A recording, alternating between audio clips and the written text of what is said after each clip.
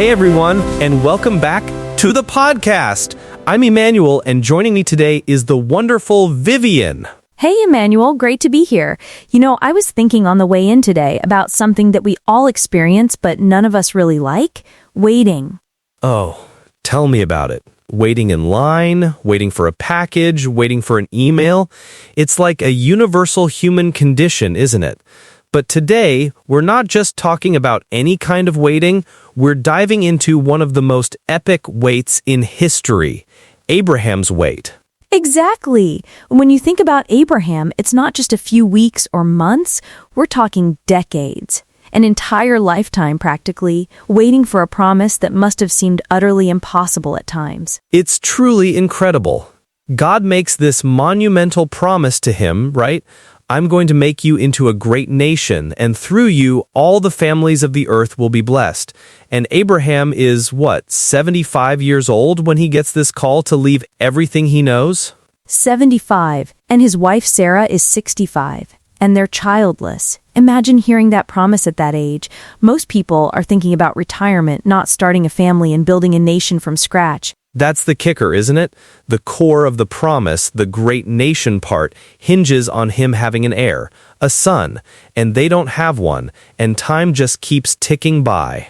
I mean, how many years do you think passed between that initial promise and Isaac finally arriving? It's mind-boggling.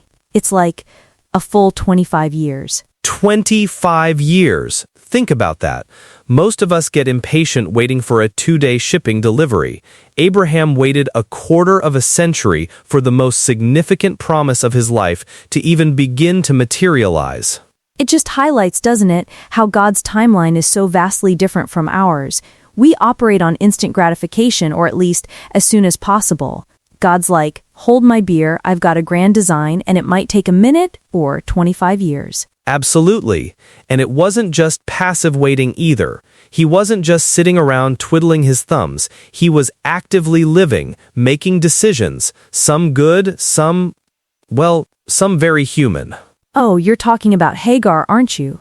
That whole situation is just so raw and relatable. It's like, okay, God, you promised, but you're taking too long, so maybe we can help you out here with a little plan B? Exactly. It's that moment when our faith starts to waver, and we think, surely God needs a little nudge, a little assistance from us. So Sarah, in her own way, comes up with what seems like a logical solution in their cultural context. Take my servant Hagar, and maybe we can have a child through her. Which, of course, led to a whole lot of drama and heartache, not just for Hagar, but for Abraham and Sarah too.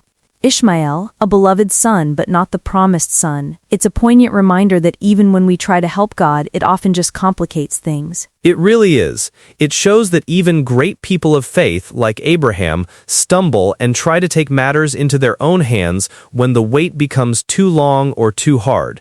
It humanizes him so much for me. I think that's why his story resonates so deeply, even thousands of years later.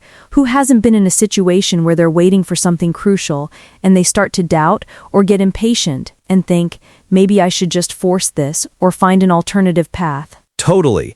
We're all wired for instant gratification in so many ways now. We expect answers quickly. But life, and often faith, doesn't work that way. There are seasons of immense waiting where all you can do is hold on to the promise. And the older Abraham and Sarah got, the more impossible it must have seemed. Every year, their biological clocks ticking louder, their bodies reminding them of their age. It wasn't just waiting, it was waiting against all natural odds. And yet, the Bible calls Abraham the father of faith. It says he did not waver through unbelief regarding the promise of God, but was strengthened in his faith and gave glory to God. Even after the Hagar incident, even through all those years, he kept believing in the impossible. That's such a powerful takeaway for us, isn't it?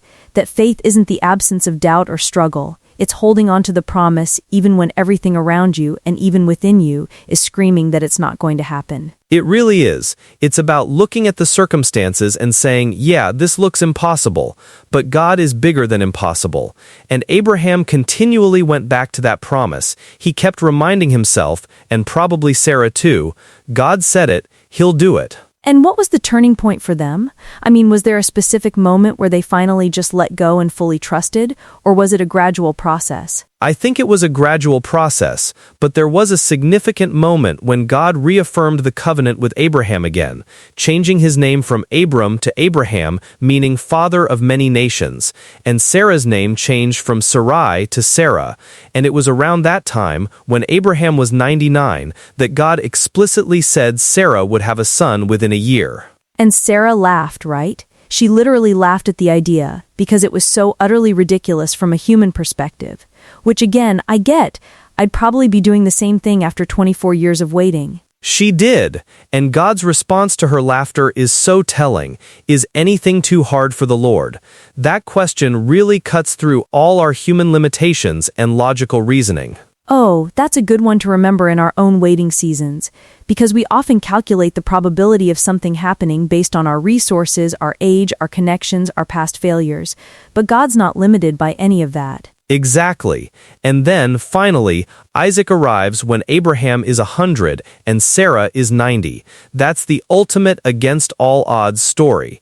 It's a testament to divine timing and that God's promises always come to pass, even if we don't understand the when or the how. So for listeners today who are in their own waiting rooms, whether it's for a job, a relationship, healing, a dream to come true, what lessons from Abraham's journey can we really grab onto? I think the first is to constantly revisit the promise. What has God, or life, or your own heart promised you? Write it down, speak it out, meditate on it. Abraham kept hearing the promise reaffirmed.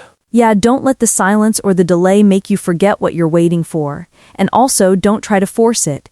That Hagar situation is such a clear warning against trying to create our own shortcut or solution when we think God's taking too long. Such a good point, Vivian. Our help often creates more problems than it solves. We need to surrender to divine timing, even when it feels excruciatingly slow. And remember Sarah's laughter. It's okay to feel skeptical sometimes, to have moments where it just seems too unbelievable. But still, anchor back to that truth. Is anything too hard for the Lord? That's so true. It gives us permission to be human in our faith journey. We're not always going to be overflowing with unwavering certainty, but the objective truth of God's character and power remains. And I think, maybe most importantly, Abraham's wait teaches us about character development.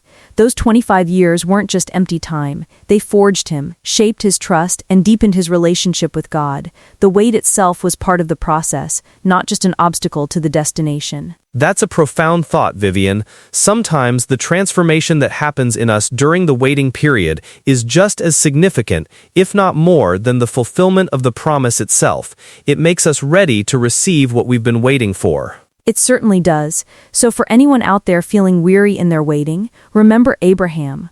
Remember that even when it feels impossible, even when you make mistakes along the way, divine promises have a way of breaking through, right on time. Absolutely. Keep holding on to hope, keep revisiting those promises, and know that your season of waiting is building something incredible, even if you can't see it yet. Thank you for joining us today, Vivian. This has been a really rich conversation. My pleasure, Emmanuel. It always is. And to all our listeners, thank you for tuning in. We'll catch you next time.